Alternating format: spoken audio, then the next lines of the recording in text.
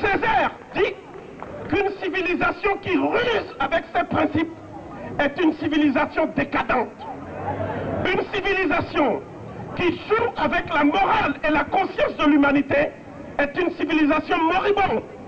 Est-ce que la France sera, dans le monde des nations civilisées, la civilisation qui voudra réellement être moribonde? C'est pour éviter cette honte que nous nous adressons aujourd'hui au peuple français. Qu'est-ce qui explique que la France étouffe toute velléité de liberté en Afrique? Je vais donc poser une question à laquelle je vais répondre avec vous. Cette question est celle-ci, tout simplement. Pourquoi la France-Afrique, pourquoi, disais-je, la France-Afrique s'oppose par tous les moyens, y compris par la violence, à l'instauration d'une véritable démocratie en Afrique? Pourquoi?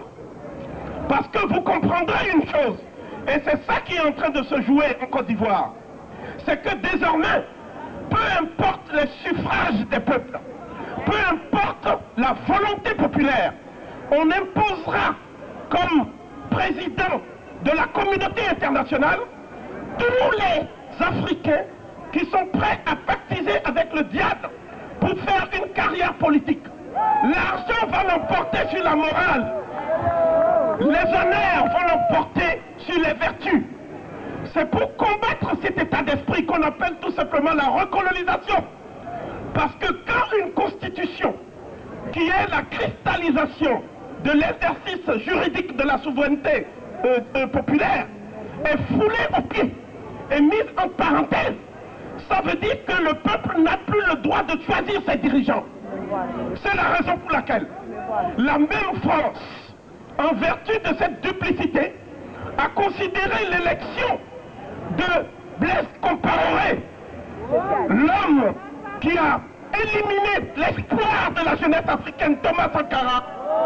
Il a considéré l'élection de Blaise Compaoré à près de 70% de suffrages, alors qu'il y avait moins de 20% de votants, et qu'il a pris soin d'éliminer son principal adversaire politique, à savoir Maurice Yaméoko, qui a été disqualifié. Il s'est choisi des adversaires à sa guise pour pouvoir jouer cette farce cynique qu'on est en train de jouer au Tchad, comme vous l'avez vu. Sans adversaire, Idriss Déby Itno s'est également taillé une constitution sur mesure pour pouvoir régner pendant 40 ans. Parce qu'apparemment, 30 ans ou 40 ans, c'est le bail que ces hommes incompétents se sont imposés pour sacrifier la jeunesse africaine. Le problème que nous posons est le suivant. Et nous allons donner 4 éléments de réponse à la question initiale, à savoir, pourquoi la France-Afrique s'oppose-t-elle par tous les moyens, y compris par la violence, à ce qu'on peut appeler l'instauration d'une véritable démocratie? Vous savez, quand le mensonge est la vérité, il n'y a pas de troisième terme. Donc, de deux choses l'une. Ou bien nous fondons nos relations interculturelles avec les autres communautés sur la restauration de la vérité historique, ou alors nous sommes condamnés à faire de l'humanité était noire à l'origine. C'est-à-dire que les premiers hommes étaient noirs. Évidemment, vous allez me dire, oui, mais des blancs auraient pu exister ailleurs. Mais vous dites bien aurait pu, parce que ce qui compte pour moi, c'est ce qu'on a trouvé. Donc, ces blancs qui auraient pu exister ailleurs, ils n'ont pas pu exister ailleurs puisque le reste de la terre était vide. Il n'y avait rien. D'accord? L'Afrique était le seul lieu où se déroulait le processus de dominisation jusqu'à sa phase d'achèvement. Donc, je veux dire par là que les premiers hommes étaient pigmentés et noirs. Ils ne pouvaient pas en être autrement. Les savants le savent. Certains le disent, d'autres le taisent. C'est le mérite d'André Pic du Collège de France de l'avoir dit publiquement. Il a dit une seule certitude. Ces premières populations étaient noires. Absolument. Donc il dit, ce qui nous intrigue, c'est que nous cherchons maintenant nos ancêtres à nous pour savoir d'où ils sont sortis. Et effectivement, c'est une question intrigante. Mais elle est rationnellement soluble. Dans la mesure où, lorsque ces hommes vont ensuite, par leur pérégrination, selon un axe sud-nord, donc de la région des Grands Lacs, jusqu'à aux rives de la Méditerranée, aux confins des rives de la Méditerranée, ils vont avoir deux voies, ils vont sortir. Il semblerait que les hommes noirs soient sortis d'abord par l'isthme de Suez. C'est pour ça qu'on trouve des fossiles très anciens dans la région de la Palestine d'aujourd'hui. Le professeur Bar Youssef et d'autres ont étudié ces fossiles et ils ont montré que ces fossiles présentent l'anatomie et le type humain qu'ils appellent mélanoderme. Hein? Et même Madame Miss Garrod a étudié les populations les plus anciennes de la Palestine et elle a dit que ce sont les négroïdes qu'on appelle les Natouféens. C'est le terme consacré pour désigner ces populations. Ensuite, une autre vague est partie plus tardivement par la région vers le détroit de Gibraltar, qui était guéable à l'époque, n'est-ce pas, comme l'ont montré les fouilles, et donc a débouché directement vers l'Espagne, vers le Portugal, et vers les autres régions qui vont les mener vers le sud de la France. Donc lorsqu'on dit que d'où sont venus les premiers Français, nous avons dit, M. Lozès était là, maintenant tous les historiens le disent ici, parce qu'il y aura un débat maintenant contradictoire. On ne va plus sélectionner en disant voilà les spécialistes de l'Afrique en emmenant des incompétents africanistes qui ne savent même pas nos langues. On va emmener maintenant les spécialistes africains, on va discuter techniquement maintenant. Donc le problème qui s'est posé, c'est que on a vu que les premiers habitants de la France étaient noirs. Bon, ça c'est quand même un message important pour M. Le Pen, parce qu'ils sont venus d'Afrique. Mais quand ils sont venus, ils ne sont pas venus les mains vides. Ils sont venus avec une industrie que les Français ont vite fait de qualifier d'orignacien. Selon un site, le lieu dit Aurignac, en France.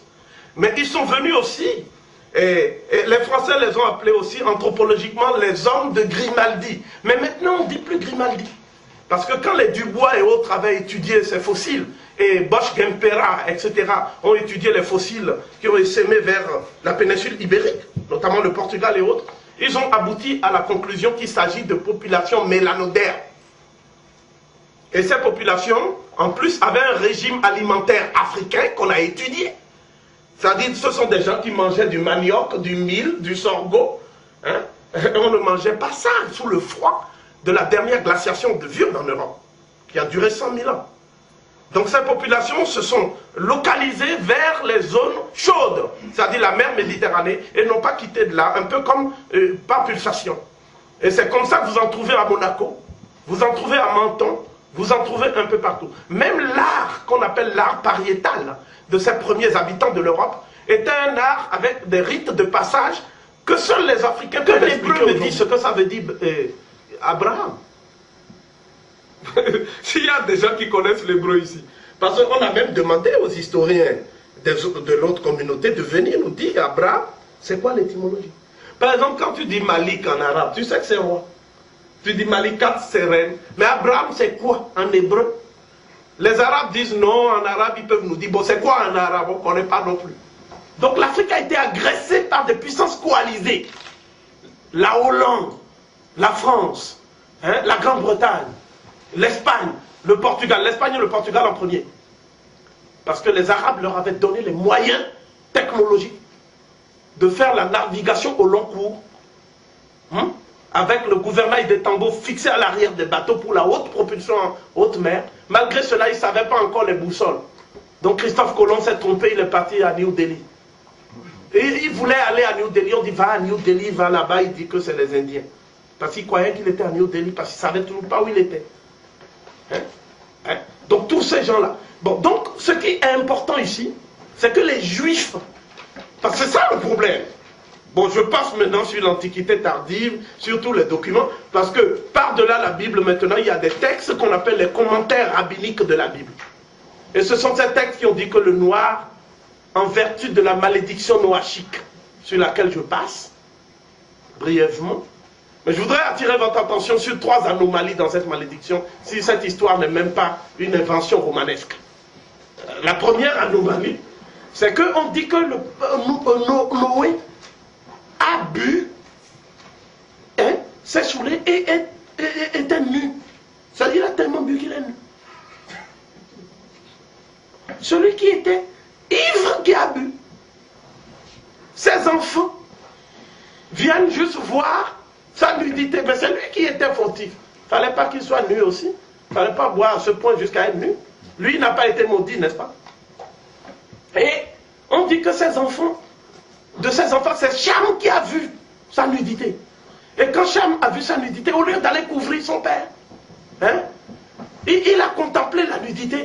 Et puis après, les autres enfants sont venus comme par hasard, hein, pour couvrir leur père. Et donc, quand l'autre a fini de boire, bon, on revient toujours à soi-même un jour. Il dit que maudit soit maintenant Canaan. Canaan n'était pas là. On a dit Cham, non? Deuxième anomalie. Est-ce que c'était Canaan? On a dit Cham. Cham, il a plusieurs enfants. Il n'a pas que Canaan. Peut-être même on ne nous a pas dit si Canaan était là, même quand on a vu. Je ne pense pas que Canaan était là. Hein? Quels sont ses enfants? Il accouche d'abord, c'est la Nubie. Il y a Misraïm. Misraïm, ça dit Mesuraïm. En hébreu, ça dit ceux qui ont été enfantés par le dieu Ra. C'est ça qui a donné Misraïm. Ensuite, il y a Pout. Il y a Saba. Il y a Avila. Il y a Couche de Nemrod là-bas. Le Nemrod dont je parle là, c'est les ancêtres des Sumériens. Celui qui bâtissait tellement le paradis. Il a bâti tellement qu'il était... C'est des Noirs qui étaient en Irak. Cela confirme même, d'après la généalogie biblique, leurs propres ancêtres même, ils ont dit que c'est le livre de la parole de Dieu, non? Eh bien moi je cite la parole de Dieu maintenant. Comment ils vont faire? Donc, c'est ça, tous ces gens-là, ils étaient les enfants de Cham. Et comme enfant de Cham, on prend un seul enfant, qui lui n'a pas vu. Mais pourquoi on l'a pris? Eh bien les textes rabbiniques nous disent pourquoi on l'a pris. Ils l'ont pris parce que ils convoitaient le pays et ils voulaient l'envahir. Et ils ont dit, c'est Dieu qui leur a donné l'autorisation de prendre un pays qui n'est pas le leur. Troisième anomalie, comment Dieu peut te demander d'aller prendre quelque chose qui n'est pas à toi? Dieu n'encourage pas le vol. Hein? Hein? Tout ça, c'est faux même. Tu vois? Bon, donc, ce qui est sûr, c'est que le texte le plus ancien, c'est pas ce texte-là. Ce texte-là, c'est un texte apocryphe. Et je vais vous montrer que nous n'avons pas trace d'un original hébreu de la Bible. Ça n'existe pas. Voilà pourquoi on ne vous montre jamais l'original de la Bible. Enfin, l'entête à femme. Et je vais, malheureusement, ce n'est pas l'usage. Ici, ce sont les euphémismes qui sont de règle. Je vais transgresser un peu quand même cette habitude qui s'est installée, y compris parmi nous, pour nommer les réseaux de ce véritable lobby. Il y a d'abord des gens qui ont lutté pour que leur cause soit une cause nationale et même internationale, parce qu'ils ont subi la Shoah. Et ayant subi la Shoah, ils ont donc connu toute forme de discrimination, de souffrance. Et par conséquent, il est tout à fait légitime qu'ils en fassent un moyen de revendication. J'observe d'ailleurs que ceux qui n'ont pas tellement lutté contre l'occupant nazi, qui sont restés un peu en France aussi, qui faisaient partie de l'UGIF, l'Union Générale des Israélites de France, et ce sont eux qui sont aux avant-postes. Et je ne veux pas citer de nom, mais quand j'entends par exemple Finkielkraut, quand j'entends un certain nombre de personnes, je me pose la question de savoir où ces gens-là étaient lorsque la France était agressée. Nous savons où étaient les Africains. Ils étaient dans le maquis de Vercors.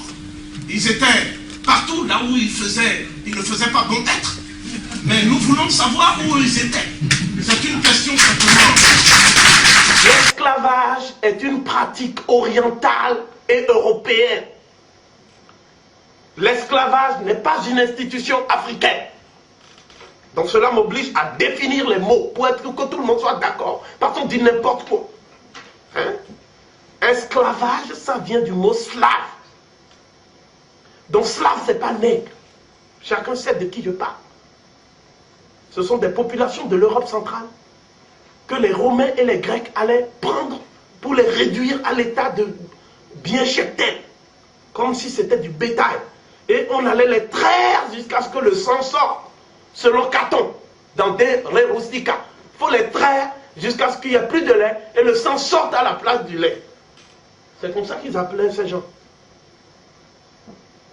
Donc quand on dit équation nègre égale esclave, c'est faux. Parce que le mot esclave veut dire slave, c'est pas nègre. Si je suis logique. Étymologie maintenant, je donne l'étymologie. Bon, ensuite, deuxièmement, je donne la signification juridique du terme esclavage.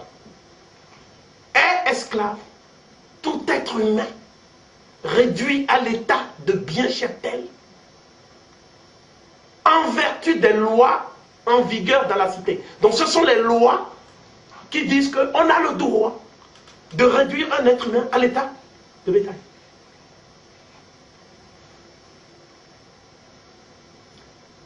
Mais le ministre de France Colbert va faire mieux. Il va dire que le noir n'est même pas un bétail. Le noir c'est un meuble, un bien meuble. Dans le code noir de 1685 et dans le code noir de 1724. Parce qu'il y a deux codes noirs. On dit qu'il y a deux versions, c'est faux, il y a deux codes noirs. Le deuxième renforce par la répression le premier. Donc, ce que je dis ici, c'est qu'on ajoute maintenant une catégorie qu'on appelle bien meuble. C'est-à-dire le noir des Antilles, c'était comme une table. Le noir pris en Afrique, c'est comme une table. Quand on le frappe même, il ne doit pas sentir. Mais la contradiction, c'est qu'on dit qu'il est bien meuble. Ça dit comme une chose, mais en même temps, il faut le baptiser la chose. Hein? Il faut baptiser un meuble. Bon. Donc, ce noir qu'on appelle bien cheptel ou bien meuble, on l'appelait plus tard bien meuble, c'était pas lui esclave, il ne connaissait pas ça dans son pays. Donc il ressort de ce que je dis maintenant, que l'Afrique noire, d'avant la conquête des Arabes, avant l'entrée des Arabes en 639 de notre ère, l'Afrique n'a jamais connu l'esclavage. On t'aime, sœurs et frères.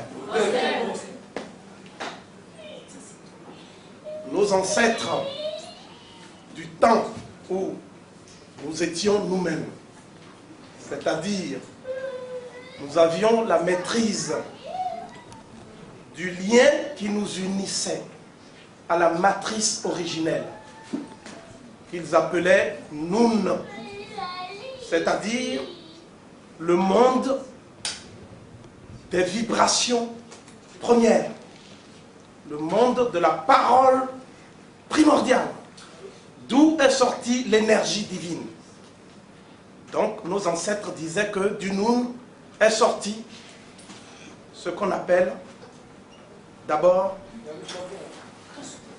Setut, c'est-à-dire la lumière. Du Nun est sorti Setut. Ensuite du Nun est sorti Merut, c'est-à-dire l'amour. Et enfin du Nun est sorti Neferut, c'est-à-dire la perfection dans la bonté. Parce que pour nos ancêtres, le monde n'a pas commencé avec le néant.